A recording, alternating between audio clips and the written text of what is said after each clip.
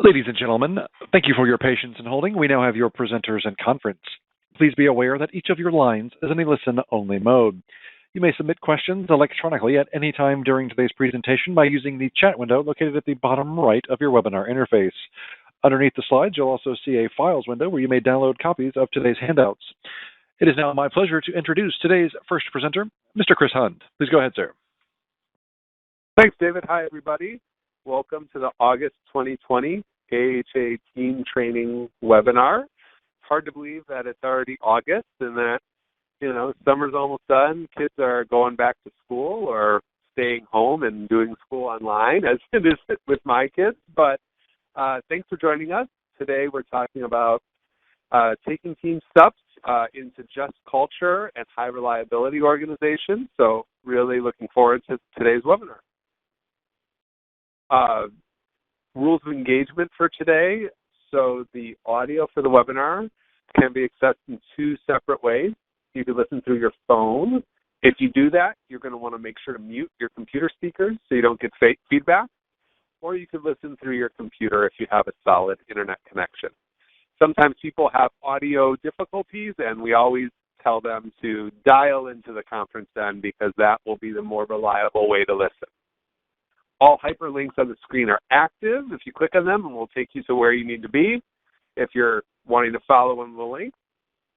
And we'll do Q&A at the end of the presentation. The way we like to do this is we like you to chat in your questions as we go, and we'll either answer them as we go or we'll put them together for a nice kind of organized Q&A session at the end. If there's anything left over, we'll try to get those questions answered for you at the end of after the presentation. To receive continuing education credit for this, you need to have a Duke OneLink account. If you've already done this in previous webinars, you don't have to do it again. It's a one-time thing. So to do it, though, there are instructions in the file pod, which you see at the bottom of your screen. Also have instructions in your registration confirmation email. Basically, you have to register for it, and then you have to activate your account and confirm your mobile number. You text what's on your screen right now within 24 hours after 1 p.m. Eastern today. Upcoming events. Next month's webinar is on psychological safety and building team strength in crisis. So you can register for that right now. It's September 9th at 1 Eastern time. We really encourage you to join our community platform called Mighty Network. And there you can have access to exclusive content. You can connect with your peers, share stories. Just really about growing a community where everyone can help each other out. It is growing. We're getting more and more people every day. So love to have you there on Mighty Network with us. And really excited to say, coming soon, we're going to have both online courses and workshops. So courses will be longer in content and take some weeks where we come back over and over again to talk with you. And workshops will be very finite, few-hour type things. So look for that coming soon. I know a lot of people have been asking when we're going to start doing that, and we're ready to do that. So lots of online fun coming soon. All right, today's presenter is very happy to have both Tonya Martino, who is a nurse and clinical director of team performance at the University of Washington Medicine's WISH Center, which is the WWAMI Institute for Simulation in Healthcare, WWAMI standing for Wyoming, Washington, Alaska, Montana, and Idaho, I think.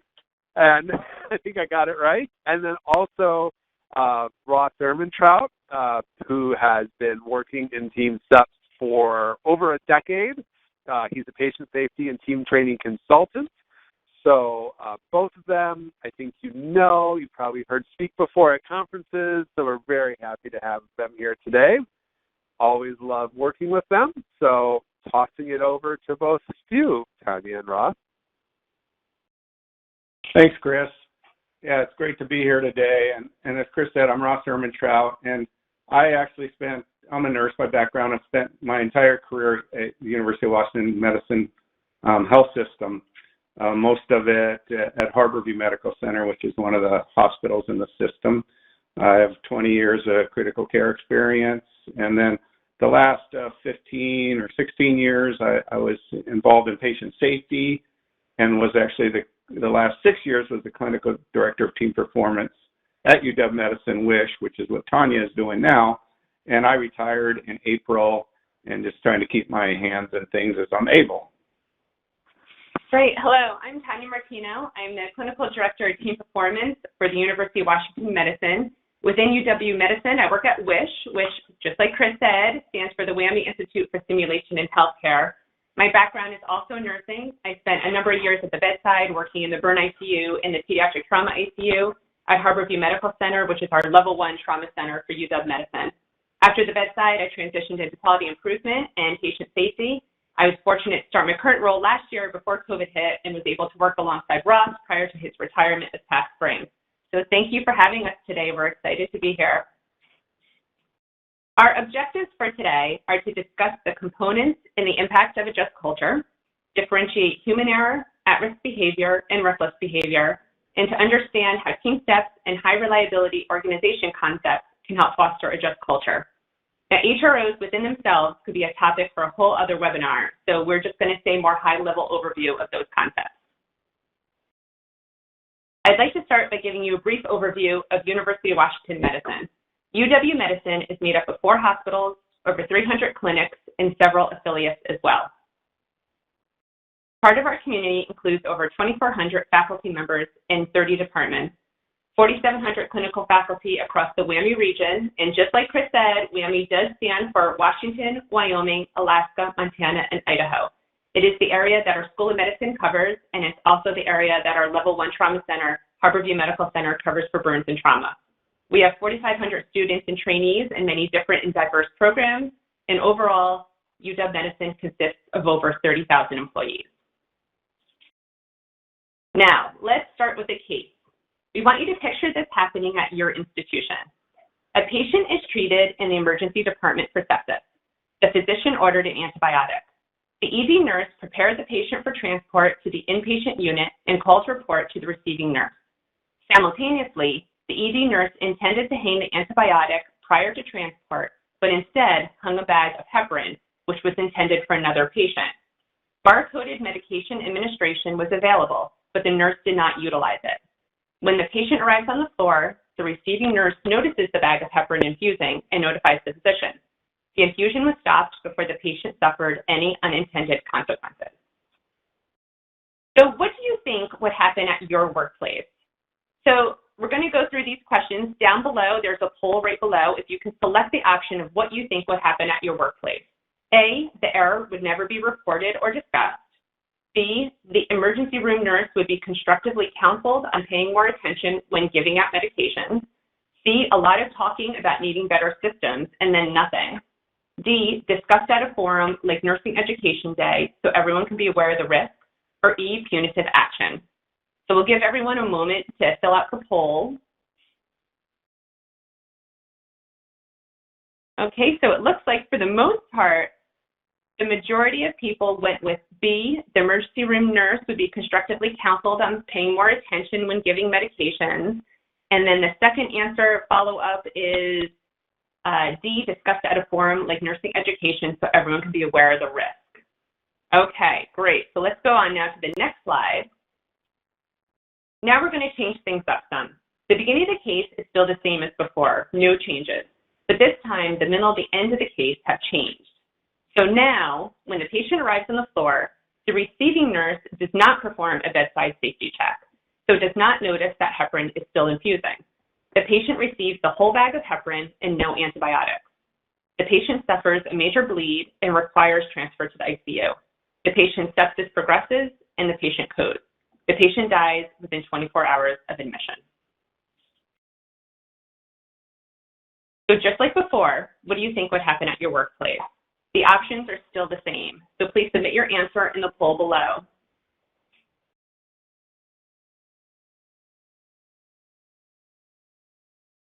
All right, so it looks like some of our answers are shifting some. So it looks like now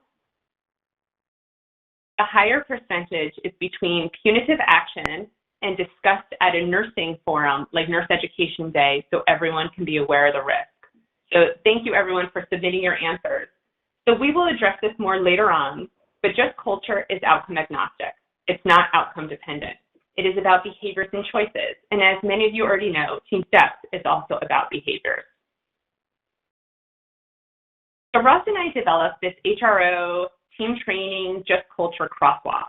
We will not be going through this crosswalk step by step during this 40-minute webinar, but we will keep it pretty high level as we go through the webinar. We will point out and discuss the overlapping concepts though. We just want you to remember that none of this is written in stone. It really is a guide that we developed and have been using as a resource. Does anyone know what Lombard Street in San Francisco is known for? Feel free to write in the chat on the side what your answer is to that. We'll give everyone a second. If anyone knows what Lombard Street, crooked, steep, most crooked street. Very good. Yes, it is known as the curviest street in San Francisco. Look at, a lot of people knew that. That's very impressive. But guess what? It actually is not. The curviest street in San Francisco is actually Vermont Street. Now, how did this happen? How did a number of us all think that Lombard Street was the curviest street in San Francisco? I know when I did a fast internet search, Lombard Street was the first street listed as the curviest street in San Francisco. Vermont Street was not listed as that. And isn't everything that we find on the internet always right? Fake news. Yes. Thank you, Monty. So this slide here is what we call a causal diagram. It's a visual way to see how different variables in a system are interrelated. So some of you might be familiar with this type of diagram when you're investigating an adverse event. It's a great way to document your findings from your investigation. So going back to our Lombard Street example, in this situation, the undesirable outcome was the inaccurate story was printed saying that Lombard Street was the curviest street in San Francisco. You see that there in the red box. This is when we start investigating, we start asking the question, why? Why was the inaccurate story printed? And as you see on the diagram, there are many answers to the why, and they could all be found there, and they all get their own path in this diagram. But for simplicity's sake, let's just follow the bottom line of the diagram and go with the editor did not notice the inaccurate story. Now, let's take this to the next step. Why did the editor not notice the inaccurate story? Well, because he or she assumed that the fact-checking was already done. So just like you do in any adverse event investigation, you ask why many times. So as we work through this causal diagram, we can start identifying opportunities to incorporate TeamSTEPPS concepts and tools. So going back to the bottom row that we're following here, we know the undesirable outcome was the inaccurate story was printed. Our first why took us to the editor did not notice. Now this brings up the TeamSTEPPS concept of situation awareness and knowing what's going on with you and around you. The next part, why did the editor not notice? The why here brings up the assumptions that were made that the fact-checking was already done. And as we know from TeamSTEPPS and life in general, assumptions lead to team dynamic issues. So speaking up, stating the obvious, inclusive communication could have helped here. We also want to mention how beneficial briefs and huddles would be in this situation. What if they had a brief prior to this event? It would have given everyone the opportunity to know their roles and responsibilities. They could all have been on the same page and aware that they were working with 3 new authors.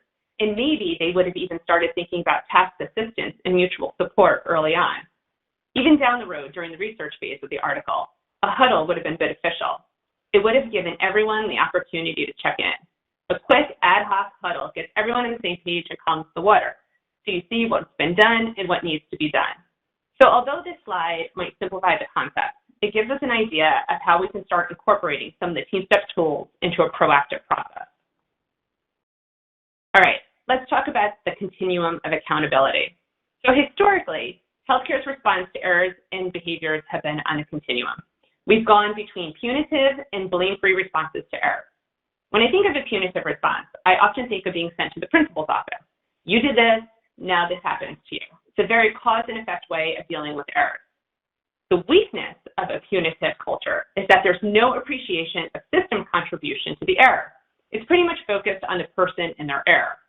The effect of a punitive culture is that the errors persist. And this is often due to underreporting because people are scared. And because of that, no learning opportunities occurs from the errors. You cannot fix what you don't know about. We need to learn where the issues are for better outcomes. Now, on the other side of the swinging pendulum is the blame-free culture. I think of a blame-free culture as the everybody gets a trophy culture.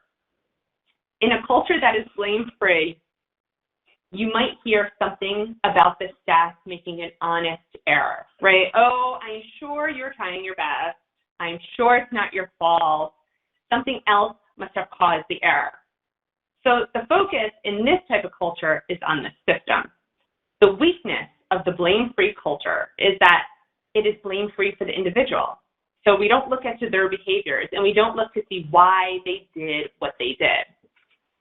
The effect of a blame-free culture is that while there's system accountability, there's little to no individual accountability.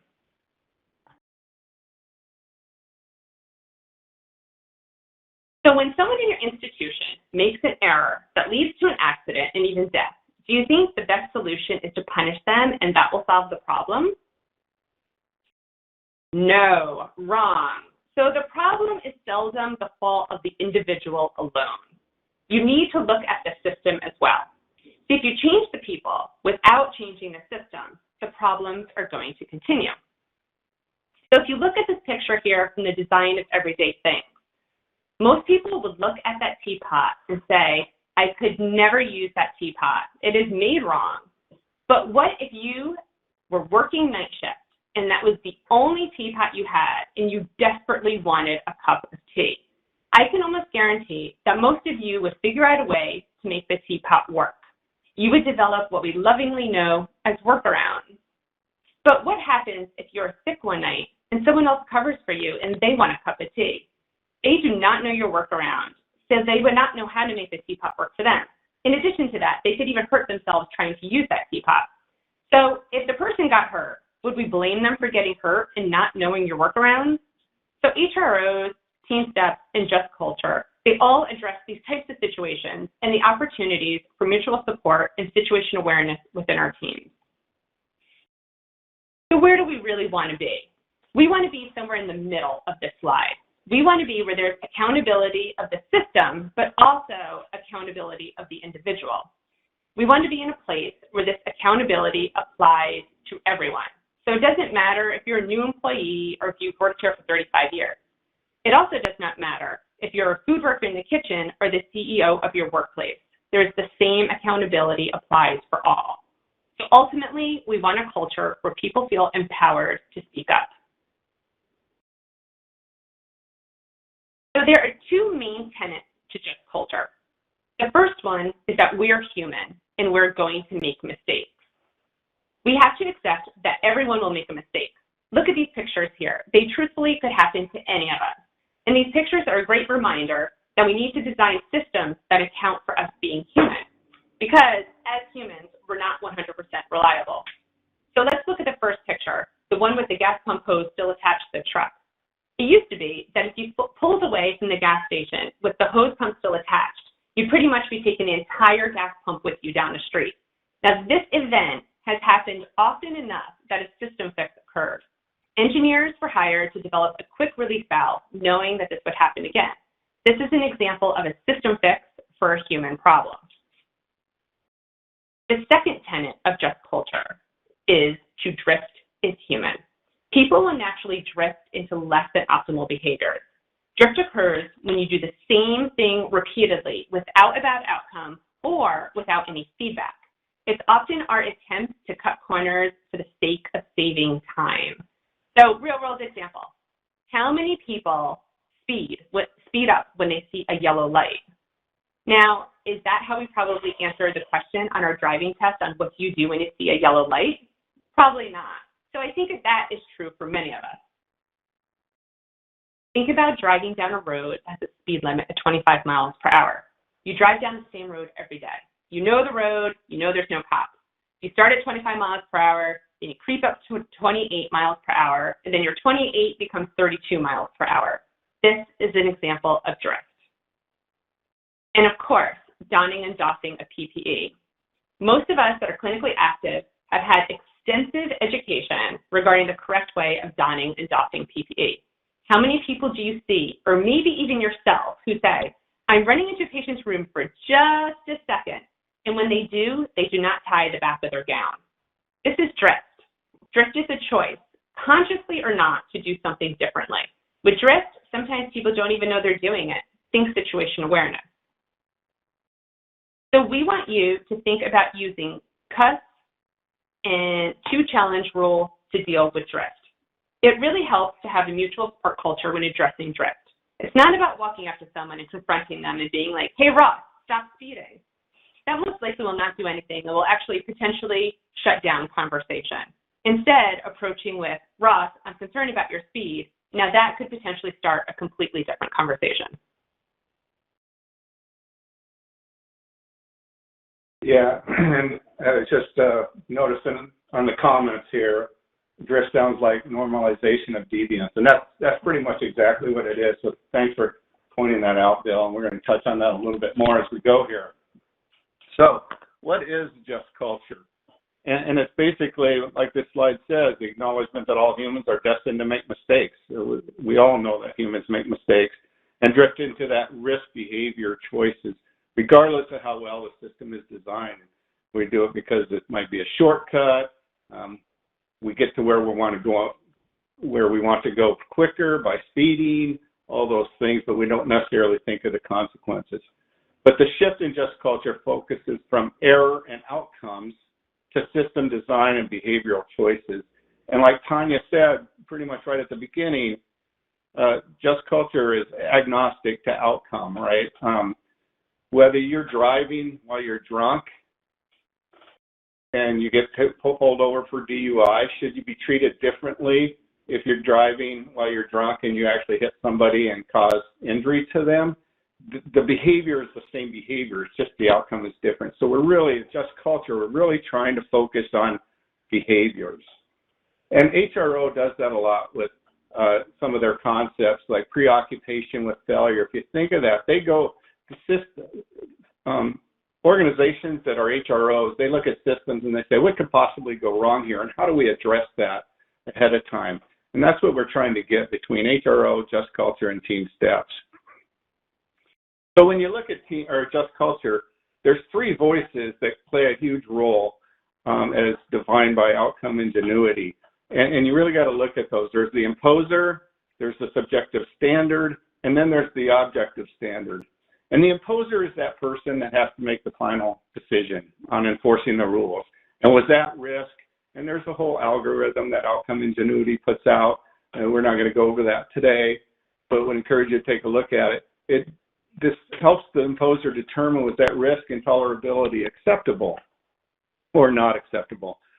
The subjective standard is, what did the person that actually committed the error, what did they perceive? Why did they act the way they did? And you have to ask that person. You have to get that response from that person. And then probably the hardest one is the objective standard. And this is a reasonable person test. What would a similar person do in a similar situation? And for Just Culture, preference is within your own organization or unit culture.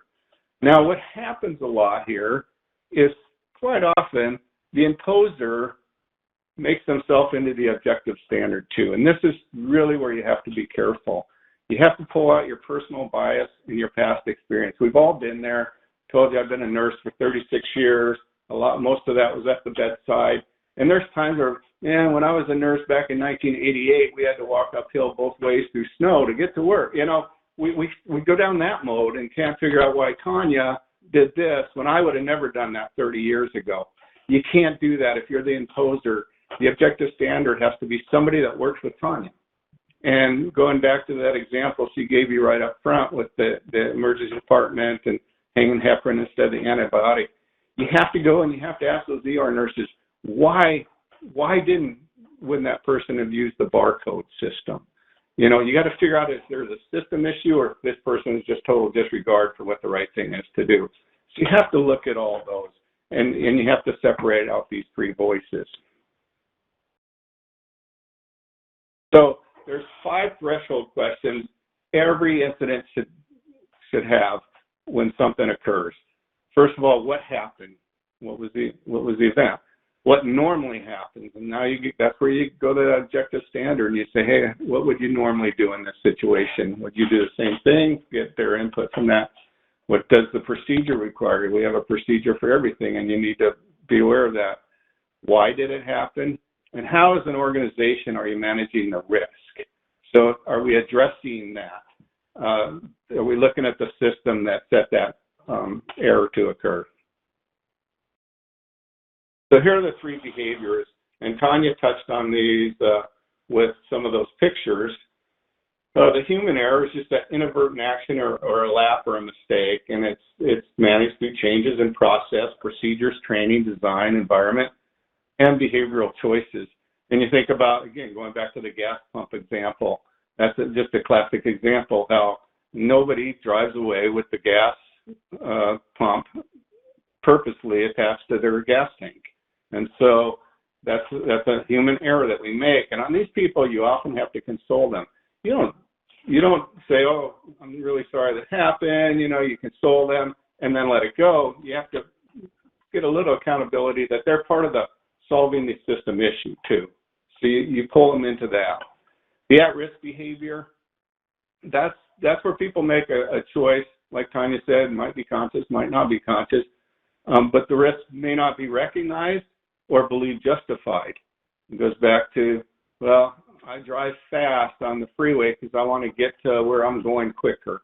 I don't think about the consequences of maybe I might get a ticket, or even worse, the reason they have a speed limit is for a safety issue, and I might hit somebody and cause injury to them. We don't often think about those consequences. And that's really situational awareness, knowing what's going on. And this is really, like Tonya mentioned, where you get some of that cuss and to challenge and those mutual support, task assistance comes in and really helps us with these. And then finally, reckless behavior. That's just total disregard for doing the right thing. And these people, we actually need to look at discipline or remedial action, some sort of punitive action, depending on what it is and how frequent it occurs. And so we'll get into that a little bit more here in just a minute. So let's go into these a little bit. So the human error, again, it's often associated with the error, other factors, such as did the system contribute to the error? I'm going to give you an example of that in just a second. Were there personal performance factors? So are somebody, did they come to work, were they tired? Or is it a resident in an academic medical center that's now on their 36th straight hour without sleep? Those are things that can affect their ability to think straight. And did the individual make a decision choice upstream that increased the possibility of that error occurring? Remember, it's never just a human error.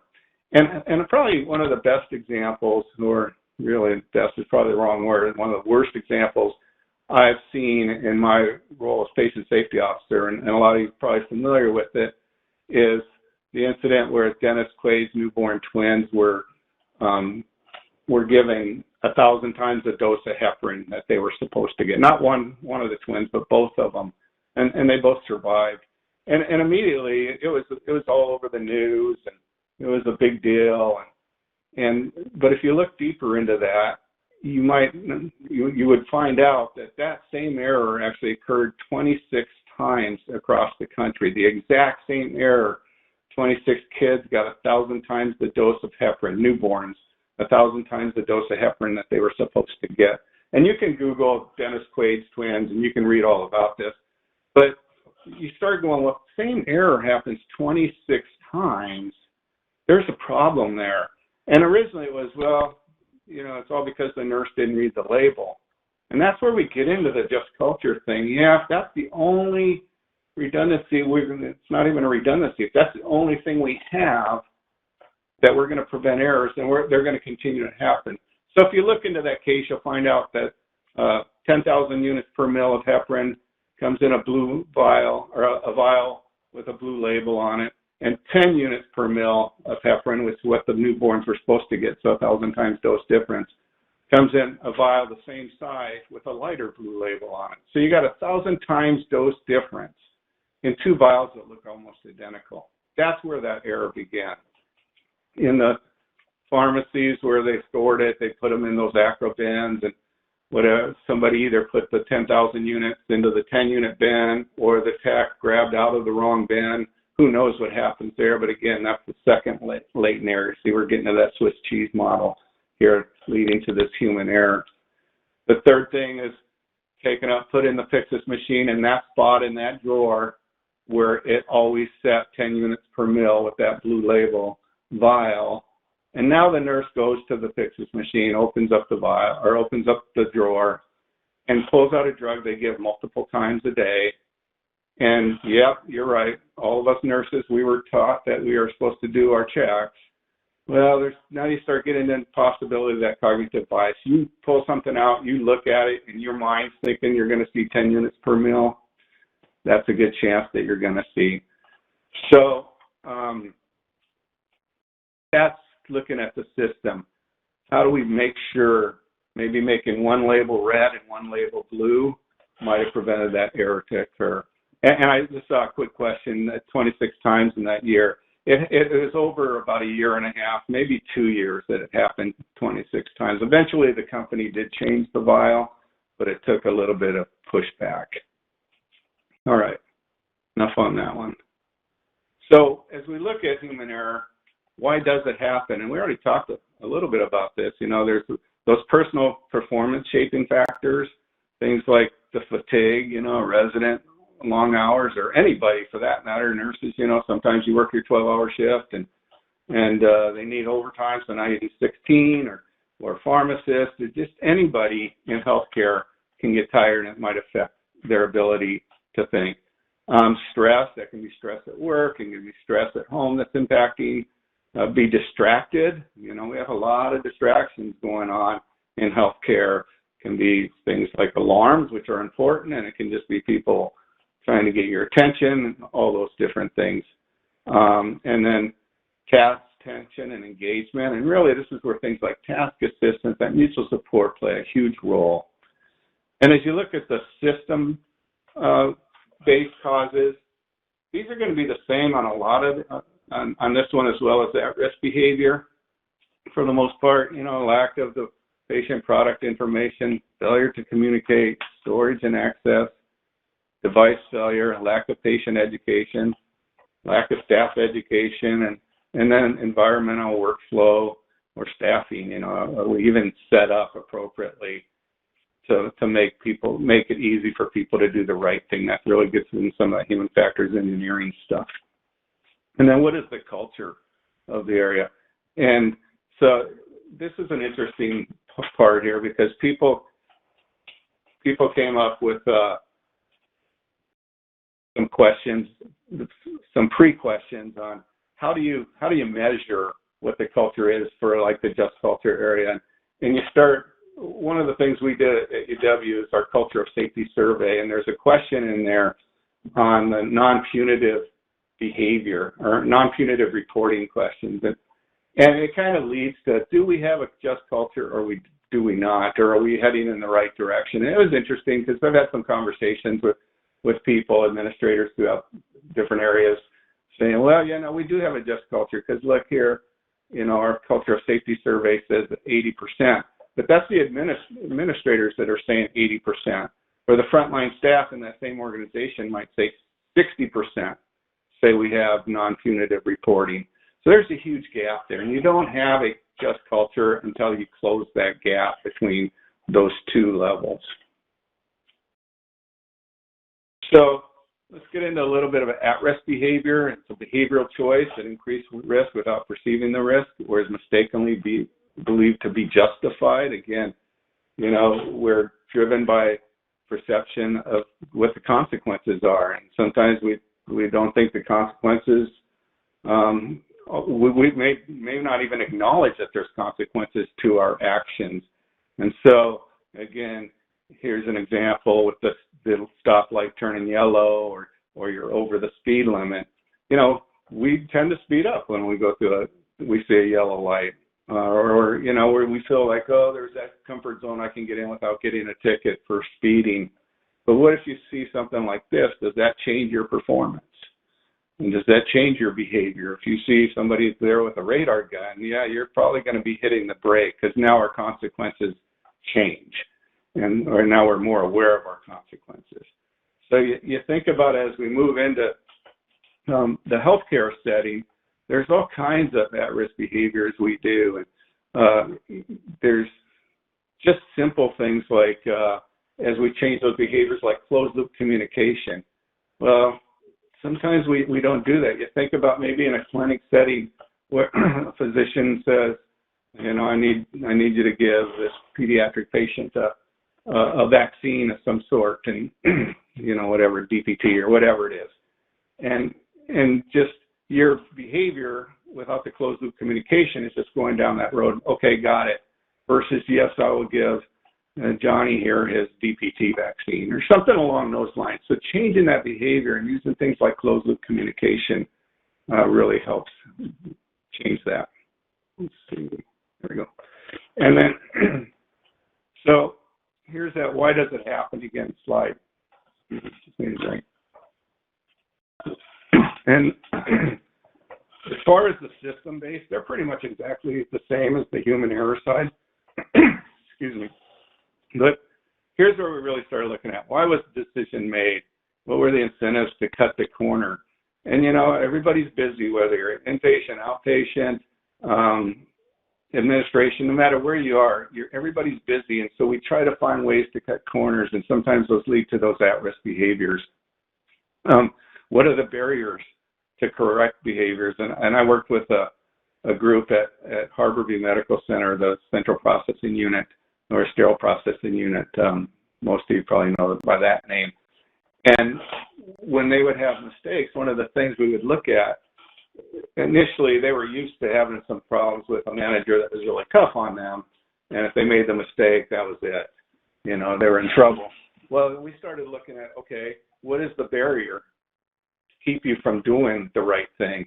And it was as simple as, well, our lighting's not very well in there, very good in here. And if you look at some of the work they do, they have to look at these instruments, some of them very small with some codes on them, numbers on them, and hard to read, and that. Well, just getting brighter lights, those lights with a magnifying glass, you start looking at barriers to remove that at-risk behavior. And then perceptions of risk, again, everybody has to understand what the risk is and what the consequences of that risk might be. And the last bullet point there, how prevalent is the behavior? So again, looking at that objective standard, is everybody in the unit and everybody in the clinic doing the exact same thing, this at-risk behavior? Well, then you have to address that and fix the system to make it easier for them to do the right thing. And finally, the reckless behavior. This is just that conscious disregard of substantial and unjustifiable risk. And these people, you really need to start looking at managing through disciplinary action. You can coach. You can try coaching right away, give them some remedial recovery. But you really have to look at what is the best interest for your organization and its learning culture. And, there's plenty of examples of this one here that all of us can probably think of. There's the most obvious one, showing up to work drunk or impaired. But then there's some that may not be quite as obvious, hanging a unit of blood without getting it double checked. In our institution, that was just considered unacceptable behavior. Doing a timeout, not doing a timeout because you just don't feel like you have time. There's just multiple things. Taking a call light away from a patient because they've been on the call light all night long. That's probably would be considered unacceptable behavior, and you really have to address these. And you can see the two pictures here: speeding, motorcycle going 209 miles per hour, is probably a little bit over the speed limit. It's probably not a good idea, and that person probably needs to be disciplined some way or another. So as we look at today's at-risk behaviors, they often become tomorrow's reckless conduct. And you can think of classic examples of that or texting. How many of us can say we've never texted and driven a car at the same time before? Probably not many. And, I raised two daughters, and they're all grown up now, but I remember, you know, they go, well, I'm a great texter and a driver. I'm really good at it, so nothing bad will ever happen. It comes back to that normalization of deviance that somebody mentioned earlier on there. So, you know, texting now is considered unacceptable. It's also, you know, in most states, it's against the law. And so those things that at first are like, yeah, that's kind of at risk, eventually might become reckless conduct. And, you know, in today's world, you even think about the COVID that's going on. Mask, not wearing a mask is almost getting to that point. And at least in the state of Washington, it's mandatory now. And I know a lot of states have done that. So not wearing a mask is no longer reckless behavior or at-risk behavior. It's considered reckless behavior. So as we look at the attributes and the results of a just culture, we really have these values and expectations. That's where we're at. You know, every organization has expectations. They have values. Some of the things we look at are the system design, but we also look at behavioral choices. And one of the things I want to add to that behavioral choice, because this was brought up in the chat box very early on, I'm just going to call Marcus Day out because it was a great comment, and it's one I thought about often. He had mentioned, what you don't correct, you condone. And that's so true. And not only healthcare, but in society in general. And so those behavioral choices, we need to make sure we're correcting them, looking at those at-risk behaviors. Coaching is really the better word, coaching those people to make sure that we can prevent those errors from occurring before they occur. And then we end up with gooder outcomes based on that. So when we look at just culture, it's really about the team. You can't do this alone. You can't be the imposer. You can't be the objective standard and the subjective standard.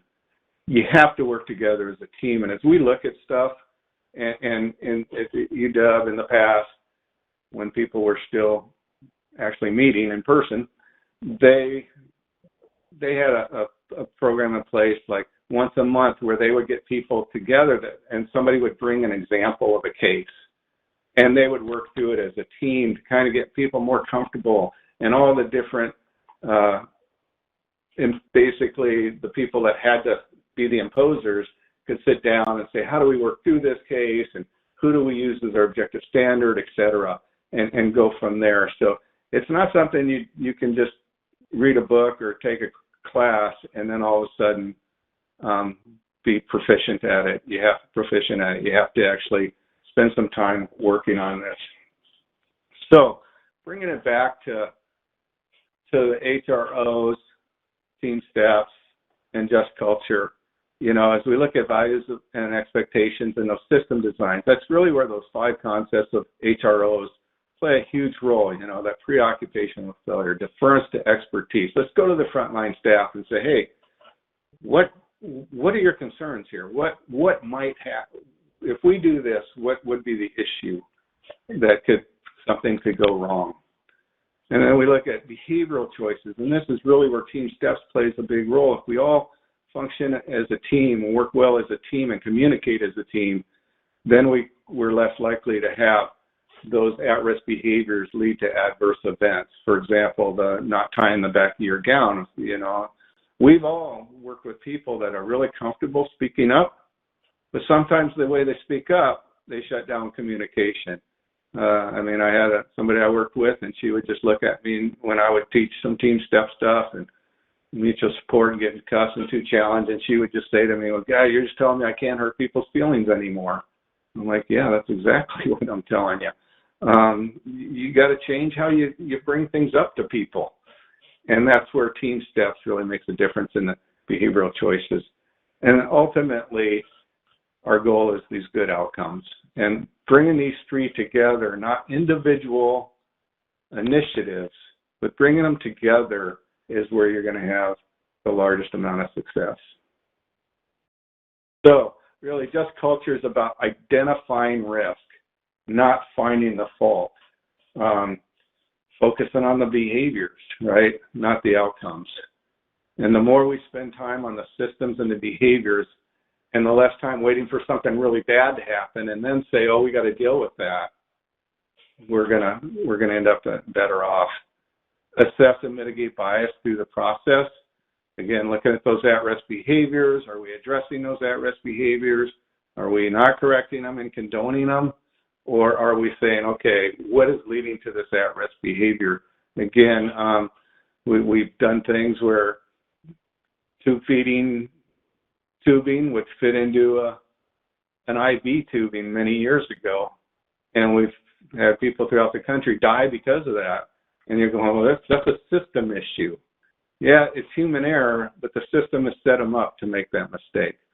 And then finally, integrating TeamSTEPPS, HRO, and just culture is integral in creating the culture of safety. You bring all three of these together and not look at them as individual initiatives, it'll really move your safety culture forward.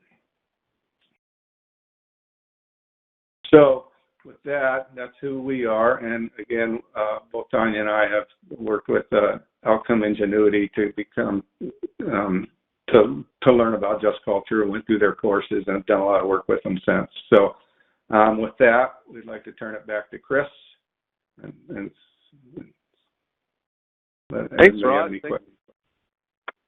No questions at all. No. I did.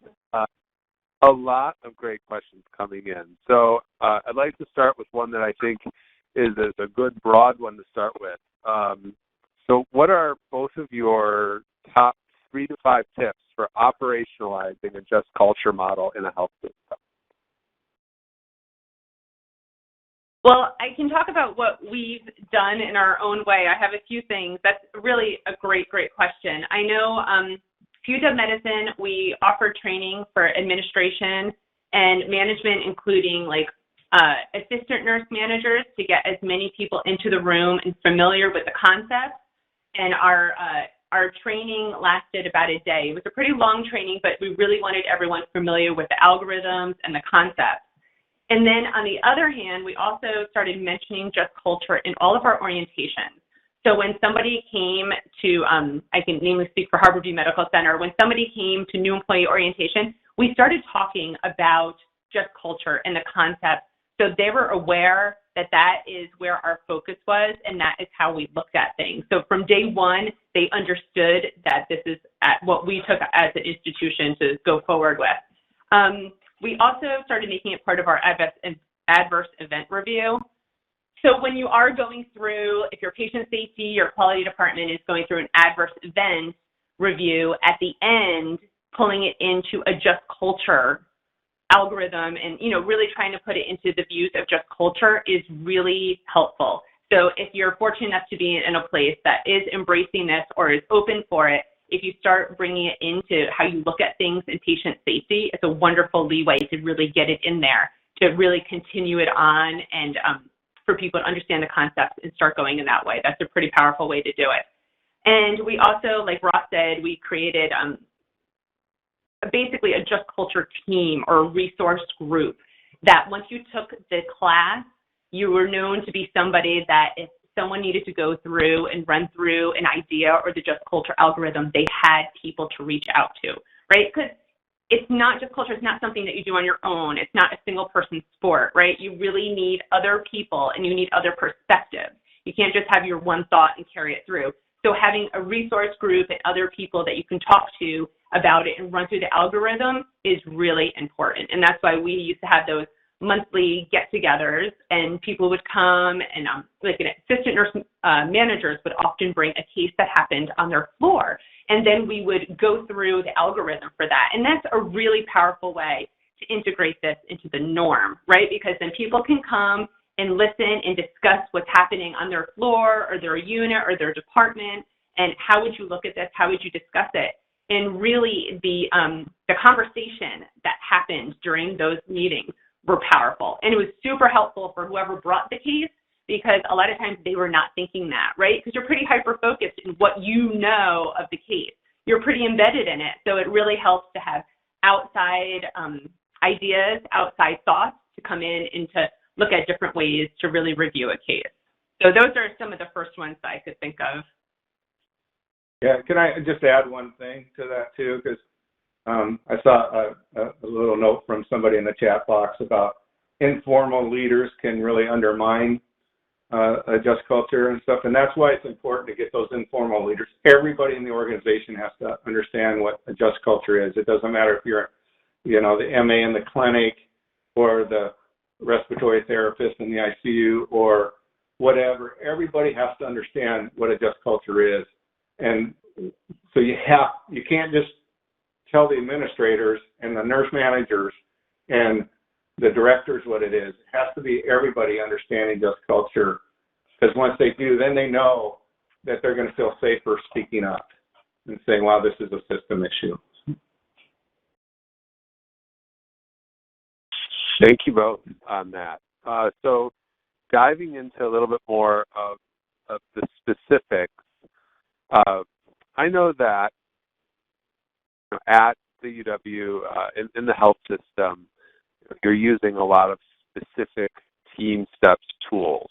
So somebody asked a question here, what methods have you used to kind of transform culture and mindsets for staff that might be, going in, following a tool, knowing, okay, I have to use CUS for this. Oh, I use SBAR for this.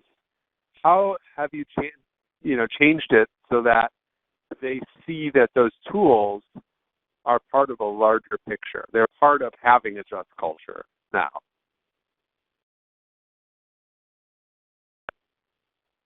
So just to clarify, I guess, you mean how do we pull in like TeamSTEPPS tools to encourage a culture that's...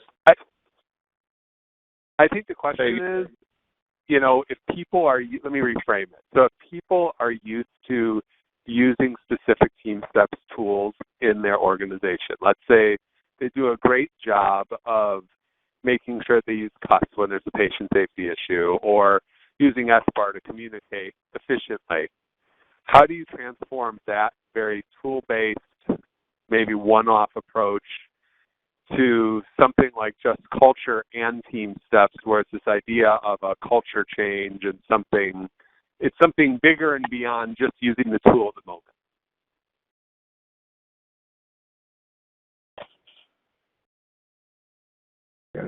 Well, I think in something like that, I think somebody wrote earlier on that it really, just like with TeamSTEPPS, just culture takes time and it takes a village, right? It's not just something that one day you kind of wake up and you're like, guess what, we're doing just culture, right? And that's why our title is, not another initiative, but really you have to incorporate it for everyone to know that it's being done, which is why I appreciated someone just wrote in that they said that their organization trains everyone in just culture. I think that's really, really amazing, because I think part of the challenge is that just administration knows about just culture, but nobody else knows about just culture. So I really think getting it out there and getting even the vocabulary and the terms out there to make it more of the norm, just like we had to do with TeamSTEPPS as well. Yeah, and I think what happens a lot is we talk about, and that's the title of our session here today, we talk a lot about, okay, now we're going to do TeamSTEPPS. And then a month later, somebody comes out and says, now we're going to do just culture.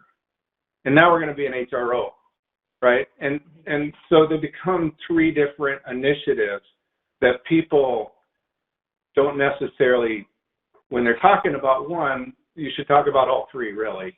And so instead of separating them out, and that's where we spend a lot of time, like when we talk about TeamSTEPPS, and we're presenting TeamSTEPPS, and that's the focus of our training session, we'll often say, but these are just culture concepts too, that, that at-risk behavior we can address with these mutual support tools.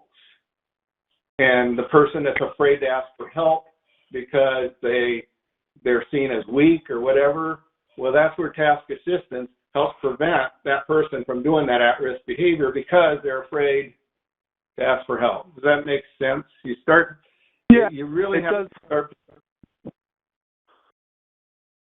No, yeah, Ross, I think it does make sense. For what both of you said, I think it makes sense. And I think it speaks to another question that's come in, which is along the lines of, there's a lot of limited resources. Originally, there were limited resources. Now there's even more limited resources, both time and financial. And so, how do you prioritize all of these different action items? And I think you kind of answered that as well. They're not individual items. It's all one thing.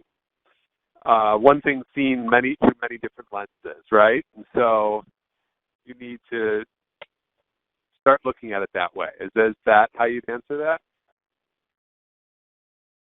Yeah, I think so. I think that's a good way to say it. I agree. And I think part of it, what you said, was limited resources. I think that is very true. And much like TeamSTEPPS, doing the train-the-trainer model for Just Culture works as well, right? You don't have to send everybody to formal Just Culture trainings. And even within our institution, not everyone was getting full 8 hours. So there was a lot of train-the-trainer in different 8-hour versions, 2-hour versions, much like we do with our different TeamSTEPPS courses. So depending who you're presenting to, what the time frame and what you're present, how much time you have, there's different options. So a couple of questions here that seem to work with almost any initiative that you could ever talk about. But what do you do to get those resistors on board with something like Just Culture? How do you get them to see this and not think that, this is just letting, people get off without any, whatever, there's no consequences, all those arguments that come up against Just Culture. How do you deal with the resistors? Well, I think the best way is to spend some time with those people, showing them exactly what Just Culture is, because I've seen it where, administrators say, this is what we're doing, and sometimes frontline people will say, oh, well, you say we're at Just Culture, but I got in trouble for doing this. But if everybody understands, the 3 voices, the 3 behaviors, the human error, the at risk, and the reckless behavior, then there's going to be starting to sway to that side. People go, oh, okay, I see. When Tonya comes to me, she goes, God, Ross, I got yelled at for this thing. I thought we were a Just Culture. If everybody understands what a Just Culture is, I'm going to look at Tonya and going to go, yeah, I think there's more to the story than that. And so, quite honestly, I think frontline staff appreciate the idea of a Just Culture more than anybody else, because now they feel empowered to speak up. They feel empowered to say, hey, this is a system issue. I remember as a fairly new nurse, I almost made a mistake where I almost gave somebody Delant instead of Benadryl. It goes back to the vials looked almost identical, and they were right next to each other in the drawer. And I called the pharmacy and said, wow, I almost did this. And I got a response like, well, you need to read the label. Well, I didn't make it. I could have, but how do you move me forward on speaking up? And so those are the kind of things you got to do. You got to talk about it. And you can talk about it during TeamSTEPPS training, and you can talk about TeamSTEPPS during Just Culture training and HROs, et cetera. But, it's not easy. If it was easy, we wouldn't be sitting here doing this right now. But yeah, you can get there. And I think to kind of end, can you reiterate again, so where does this sit in an organization as far as who's owning it, who's writing the policies about it, on that real practical level? Who do you need to go to get this going? Or is it different based on the organization? I'll go first, and then Tonya can jump in. But I think HR has to be a big part of this. I think the leadership of the hospital has to be engaged in this, or the clinic, or whatever it is. You have to have the engagement, but then you also need to have the frontline staff aware of it. So I agree, and I think depending how your organization runs and how it's all set up, it's going to vary by organization. But I agree with Ross; all those players have to be at the table for this, for sure. Thank you both. Well, I'd like to thank you both for being a part of today. Everybody that joined, I really appreciate all of you and all the great questions that came in. Evaluation for this will be coming out to your email shortly, and we really would love you to to take that evaluation and let us know how we're doing. Here is the code again for your continuing education credit, as well as the phone number to text with Duke University One link to help you out to get that CE credit. But please stay in touch, everybody. Please send us questions if you have them. And I'd like to take a moment to thank both Tonya and Ross for a really wonderful presentation that gave us a lot of things to think of and tons of wonderful questions coming in the chat.